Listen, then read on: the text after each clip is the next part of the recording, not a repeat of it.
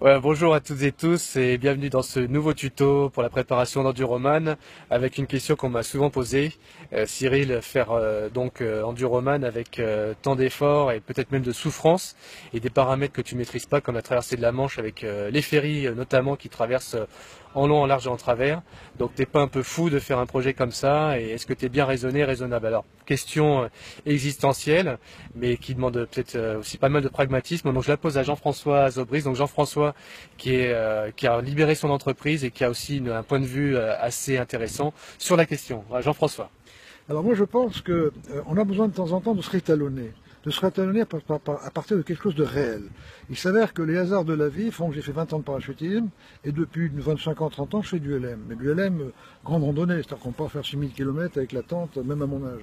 Et je crois qu'on a besoin de temps en temps, c'est pas de se faire peur pour se faire peur, c'est de se fixer des challenges quasiment impossibles pour arriver à une limite et que cette limite nous permet de se rétalonner sur la réalité des choses.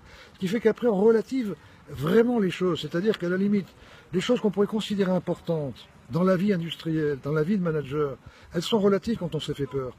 Toute ma vie, et ça continue encore à mon âge, je me fixe des challenges où je me fais peur, où je me dis c'est la dernière fois que je fais ça, surtout à 112 ans. Et dès que c'est fini, je me dis bon sang que c'était bon. Alors c'était bon pourquoi? Parce qu'on revient au truc ancestral de toujours. Le truc ancestral de toujours, c'est faim, froid, peur. Heureusement, au jour d'aujourd'hui, il n'y a plus grand monde qui a faim et qui a froid.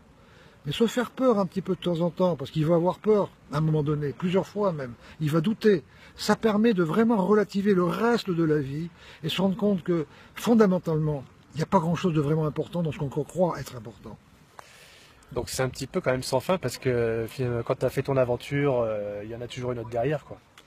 Eh ben, il faut, je crois que le vrai plaisir de la vie, c'est de se fixer des challenges, on se dit c'est la dernière fois, parce que c'est pas raisonnable. Et dès que c'est fini, on se fixe un autre challenge, encore moins raisonnable, pas plus raisonnable. Tant qu'on fait ça, tant que je ferai ça, même si j'arrive jusqu'à 80 ans comme ça, et je connais, j'ai un copain qui a 81 ans. À 80 ans, il fait encore 5000 km en ULM pendulaire. Pendulaire, il fait les Alpes, c'est physique. Tant qu'il fait ça, il a 20 ans.